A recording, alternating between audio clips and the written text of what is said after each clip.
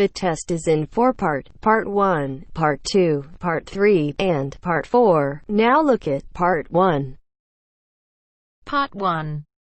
You will hear a telephone conversation between a woman who is selling some furniture and a man who is making inquiries about it. First, you have some time to look at questions 1 to 5.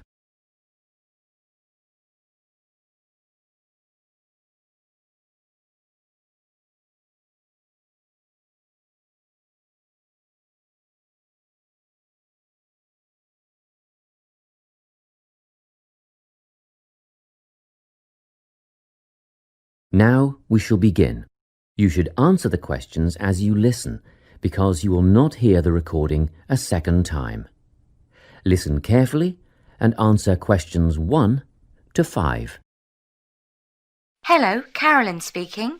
Hello, my name is Lincoln Faraday, and I'm ringing to see if you still have the bedroom furniture that you advertised for sale. Yes, there are 3 items left. 2 bedside tables and a dressing table. Oh, good. They're just the items I'm after. Tell me, what's the construction of the bedside tables? I mean, what are they made of? Well, they're a matching pair and they're made of wood. But the wood has been painted. It's not brown anymore. It's been painted cream. I see. Each table has a shelf and 2 drawers. Oh, and the drawers have square brass handles. Quite modern and quite nice, really. And what about the dimensions? Well, each table is 50 centimetres wide. That's good. Much bigger than that, and they wouldn't fit beside my bed. I live in an apartment where the bedrooms are quite small. What I really need to know is how tall they are. You see, my bed's quite high. 65 centimetres high and 45 centimetres deep. Thanks. Just a couple more questions about the bedside tables. What condition are they in, and how much are they? They're in perfect condition. There isn't a mark on them. I had them painted professionally, you know, so the finish is much better than you'd normally expect. As for how much, I think £15 each would be fair, but I'll only sell them as a pair, so that's £30 all up. Before you hear the rest of the conversation, you have some time to look at questions 6 to 10.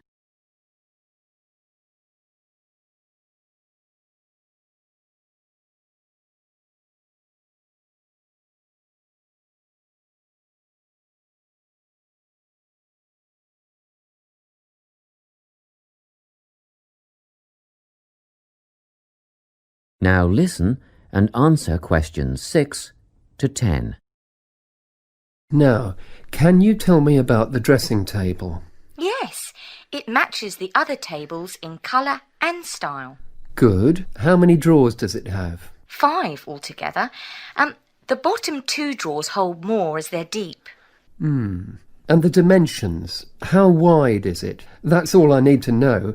It wouldn't be more than 1.5 meters, would it? Well, just under actually. It's 1.25 metres across. Does it have a mirror? 3. Sorry? It has 3 mirrors, you know, a central one and a narrower one on each side. And they're all adjustable. I see. And the overall condition of the dressing table? Well, it has a couple of scratches on the surface, but it's still in good condition, so I'm asking £50. Could I call round and have a look later today? What time were you thinking of? In about half an hour. Oh, yes, that's fine. By the way, my name is Carolyn Klein. It's on the gate at the front of the house. Klein. Is that K-L-I-N-E? That's right. And I live at 19 Domain Road. Did you say the main road? No, Domain. D-O-M-A-I-N Road. That's just off Ashgrove, isn't it? Yes. See you soon then. Yes, in about 30 minutes. That is the end of Part 1. You now have half a minute to check your answers.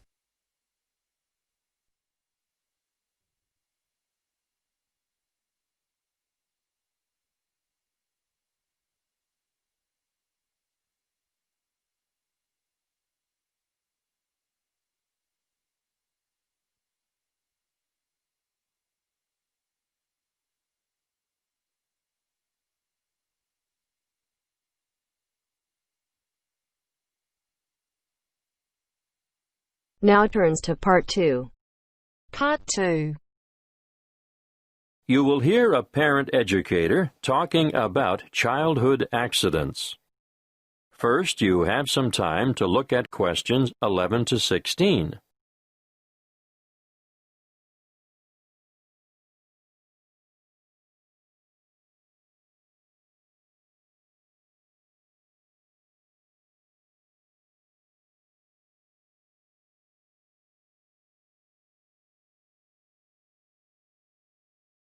Listen carefully and answer questions 11 to 16.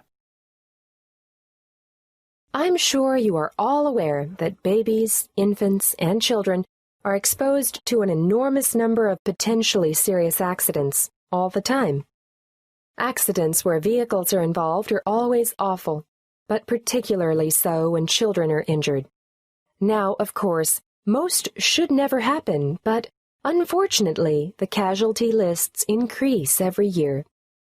It still surprises me that so many youngsters fall from shopping carts, for example. With small children, however, the highest proportion of accidents will occur inside the house or in the backyard. Many of the risks are obvious, but are often ill-considered, even in well-organized homes. Older children are exposed to a greater number, for they are also open to the hazards of the adult world. This should be kept well in mind by parents. Education is vital. There are some very good television shows which do the job quite well, but children should be educated from the moment they learn to crawl, and so I'd say the best teachers are parents, who can instill safety habits in the responsive minds of their children by constant repetition. In this way, they will gradually learn to avoid the danger zones. Of course, if they go to preschool, there'll be fewer hazards there, but I'm going to cover a few of the important household areas now. Firstly, kitchen hazards. The family kitchen is actually no place for a child, although children may spend a lot of time there with their mothers. All I can say is never leave saucepans on stoves with their handles jutting out. It's easy for little hands to seize hold of them, and adults can even catch themselves on them too. Scalding is a serious issue for grown-ups and children alike. If you are transporting dangerous items about the kitchen, always look to see where children are standing. Hot items are naturally high risk. Cooking with an infant at your feet can be very dangerous. Be careful with sharp and heavy objects as well. And not the least of dangers is treading on the child, or their hands or feet at any rate. Let's move on to poisoning now. An amazing number of household items are potentially lethal to babies but are often carelessly left around. Bleach, drain cleaner, and similar items should be kept out of reach of infants, who have no idea of their risks. And a word of warning here, never reuse juice bottles as containers for lethal fluids, and never leave these items within access of infants. Playground equipment deserves a mention too. Even in the most skillfully designed playground, accidents occur. We all enjoy the seesaws, but do make sure that they are evenly balanced.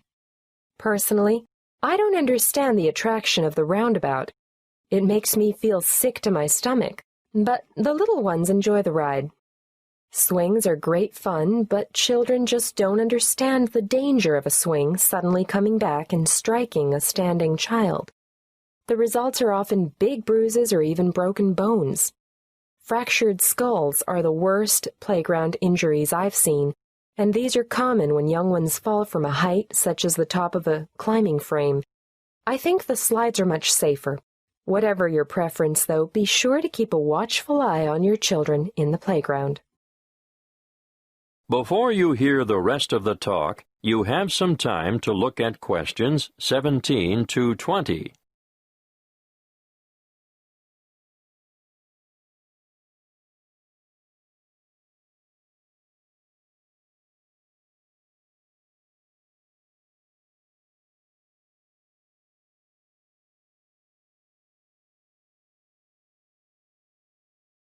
Now listen and answer questions 17 to 20. We're up to bath time now. You know that you should never leave a baby alone in a bath because it's possible for babies to drown in a few centimeters of water. But how many of you have been tempted to go and grab the phone when it rings? My advice to you is to let it ring. And remember when you're filling the bath to put cold water in before the hot to prevent severe scalding, in case baby climbs in before it's ready. Moving on to electrical dangers, first of all, power points. These have a fascination for toddlers, and they'll shove things into the holes like hairpins, nails, screwdrivers, you name it. Points should always be fitted with protective plugs to prevent this. Teach children to respect all electrical appliances because they are all potential hazards. Do I need to mention cigarettes? Unfortunately, I still see parents smoking in spaces where their children have to inhale the cigarette smoke. We all know the dangers of secondhand smoke. But even leaving a packet of cigarettes within reach is dangerous because eating just one cigarette may poison a small child. If quitting the habit is too difficult, please ensure all tobacco products are kept out of reach and smoke outside. Lastly, given our cold winters, I need to warn you about heating systems. Open fires and heaters must be covered by protective devices. Even radiators and other sources of heat, which are attractive to children, can cause a nasty burn on sensitive young skin. Remember, there is never a good time to leave infants by themselves in a room where there is an unprotected source of heat. That is the end of part 2. You now have half a minute to check your answers.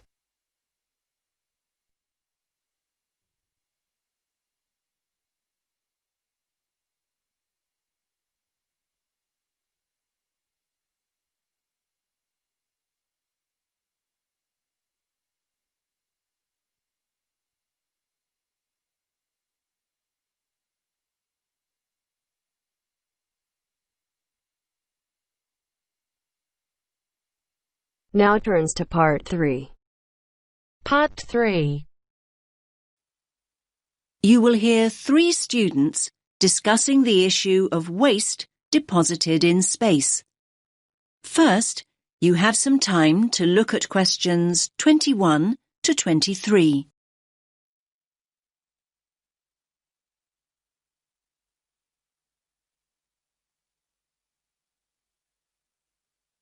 Listen carefully to the first part of the discussion and answer questions 21 to 23. Hey, did you manage to go to the talk by Dr. Chadwick this morning, Andy? I was there. What happened to you, Sam? My bike had a puncture. Seriously. Anyway, Ruth, I bet you took some notes. Can you fill me in? Sure. It was all about space junk. Really interesting, actually. I mean, I knew about how much rubbish humans are dumping here on planet Earth, but I had no idea how much junk there is flying around in space. Did you know that there are literally millions of pieces of rubbish orbiting the Earth as we speak? Not until now, I didn't. They reckon that around 100 tons of very small objects, like mainly dust, drops on Earth every single day. Yes, that's what she said. I thought space junk was all man-made. I can't believe they know so accurately how much is actually out there. Do they track and monitor it all the time? Yeah, they do. According to the talk, there are nearly 25,000 objects larger than 10 centimetres in diameter now orbiting the Earth. And what does all this space junk consist of?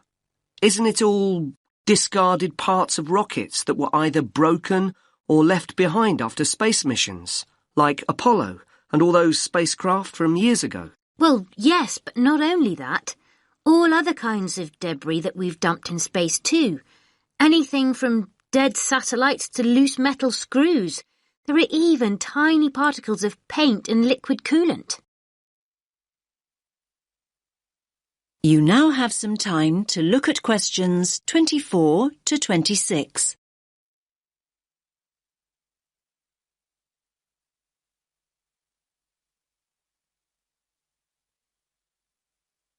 Now listen to the next part of the discussion and answer questions 24 to 26.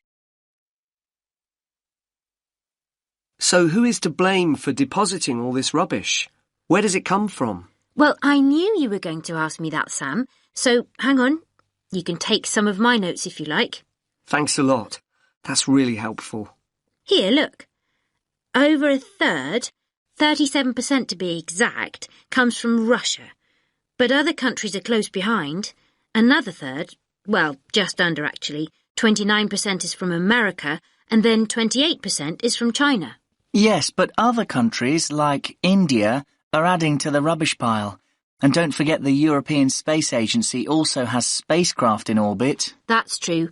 We're talking serious space junk here. Pretty serious, I'd say.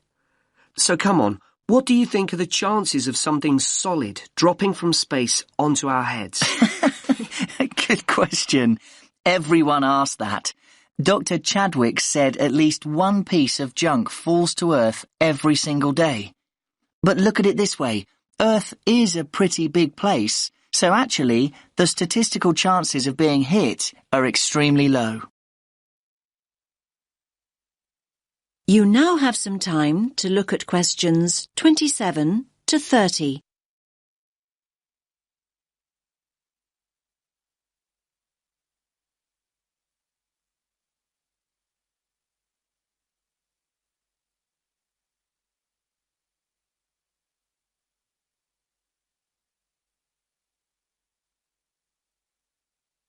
Now listen to the rest of the discussion and answer questions 27 to 30.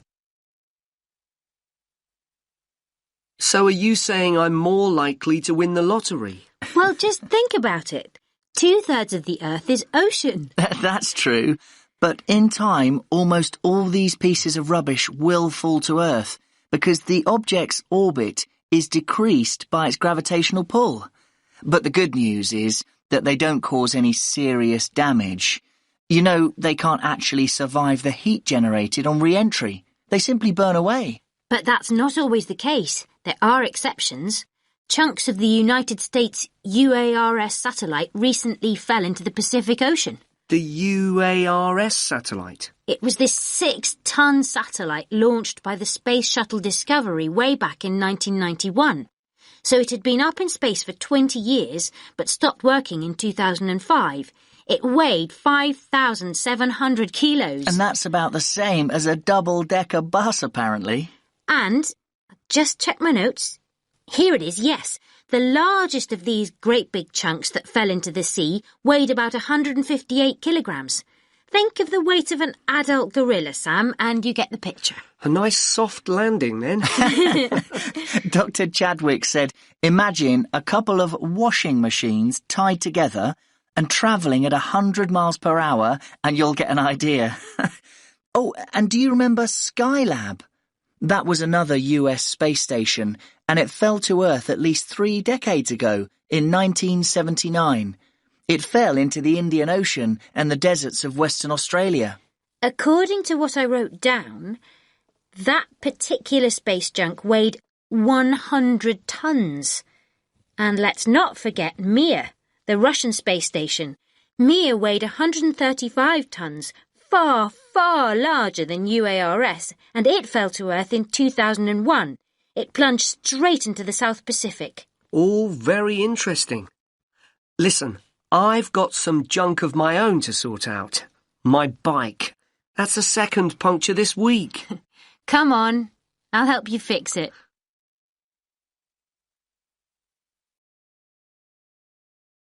That is the end of part 3. You now have half a minute to check your answers.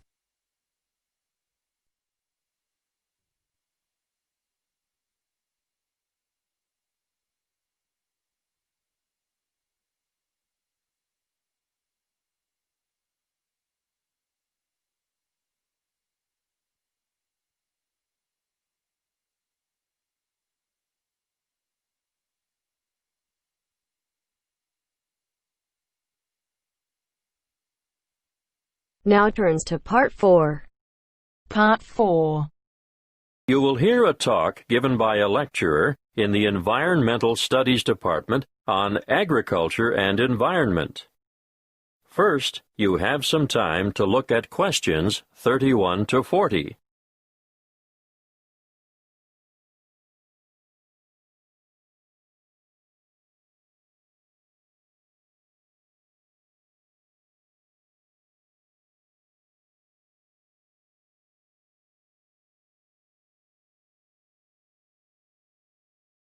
Listen carefully and answer questions 31 to 40.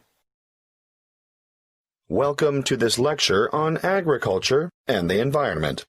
I hope it is enough to make some of you decide on a career in the field of agricultural science.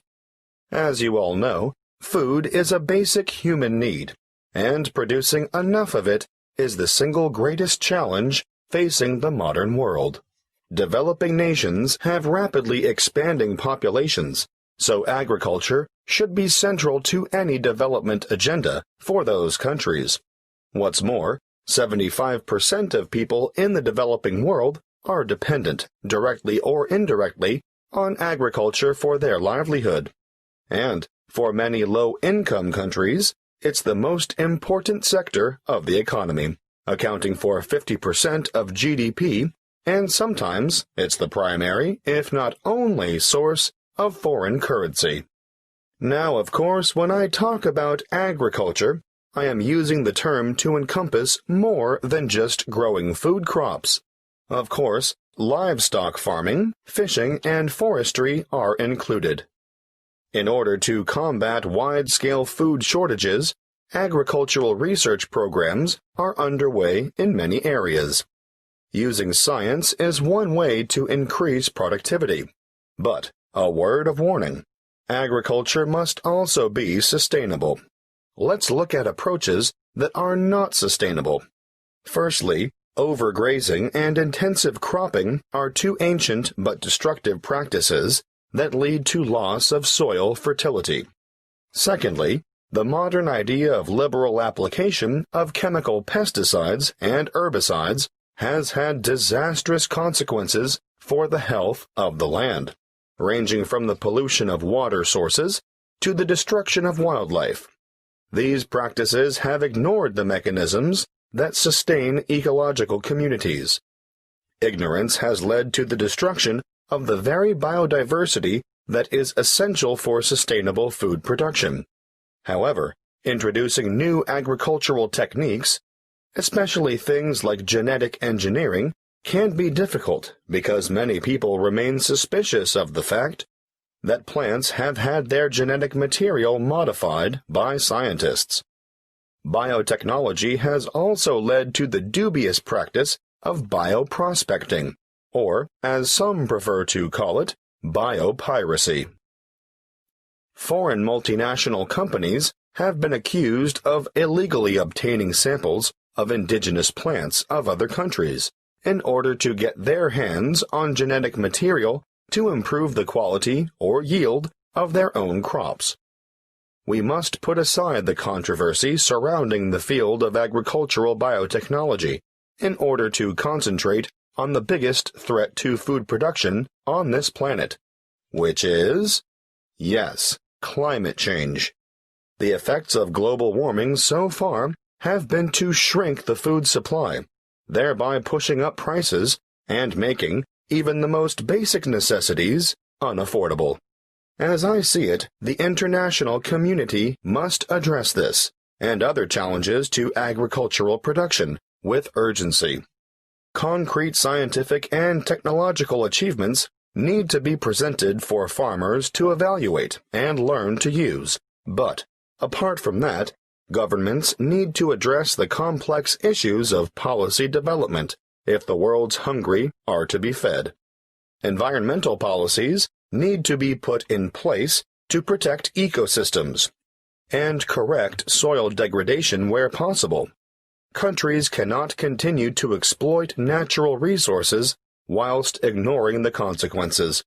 In fact, I'd like to see teams of agriculture and environment experts making up a global network which would monitor the world's farming systems. Different farming systems should be studied not only with a view to analyzing the environmental effects, but the social and economic effects as well. The studies would be carried out with a view to stemming pollution and erosion and promoting safe, cost-effective practices that will guarantee a secure food supply in the future. Monitoring sites would need to be set up all across the world and data collected in a systematic way. Of course, building the online infrastructure for such a project would cost millions of dollars, and there would be ongoing costs involved with the monitoring system. But the information gathered would go a long way towards solving the problem of feeding the masses and ensuring millions of people don't face a hungry future. That is the end of part 4. You now have half a minute to check your answers.